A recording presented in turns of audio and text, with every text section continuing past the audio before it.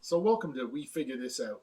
In this little series of videos, we're going to talk about things we sell in a store that we may not know a lot about and you may not know a lot about. So together, we're going to figure it out through research and trial and error. Hello, in this episode of We Figure It Out, we're going to talk about a new paint from Army Painter called the Speedpainter. This is a starter set. We elected to start with the starter set instead of getting the whole rack in as we usually do, just to see what it's all about and see what the popularity of it is. Now, this type of paint, I think, is very much aimed at the gaming market. Now, we have a lot of good customers in here that are gamers and like to buy paints and glues and brushes and stuff here. We don't really cater to the gaming crowd, so we don't have miniatures and a lot of the war games and such forth that this kind of stuff would be used for. Hence our alacrity at committing to the paint line. But we do have an Army Painter rack. It's very good paint. It sells well to all kinds of disciplines. And in the Army Painter range, we've always had the regular Army paint in a ton of colors, water cleanup, acrylic. And then one of the things about being a gaming paint, they also have products called Quick Shade. And when you're doing big armies and you're mass producing guys and you want to get them on your wargaming table fast, Quick Shade comes in these mass quantities. And they're called dips.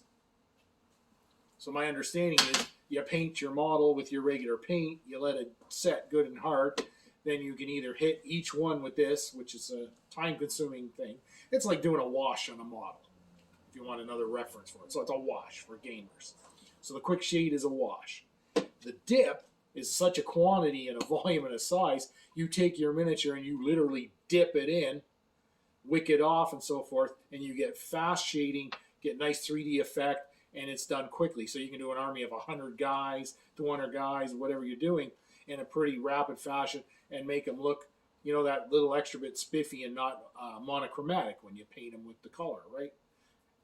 So my understanding from researching, which we do in this series, is that the speed paint somehow involves all these aspects into one bottle.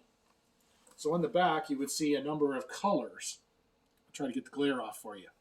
So in each color, there's a little 3 shades on each color.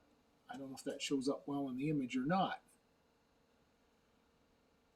So through some kind of formulation, I gather, it's got a mixing ball in it, you know, the steel ball in it. So you shake it up and mix it.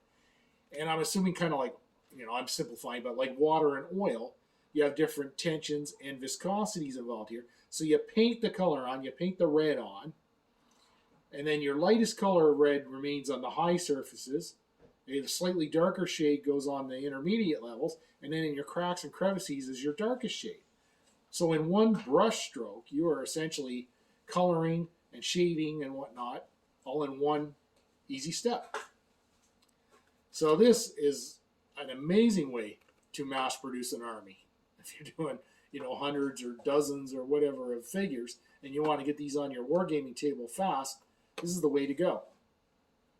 As always, I'm not a gamer. I haven't tried it. I probably won't get a chance to try it. If you have and you have anything to say about it, good, bad, or indifferent, please leave your comment below. Share your knowledge with others, just as we have. If you see anything you'd like us to talk about in this series, please ask. I'm always open to new ideas. Thanks as always for watching.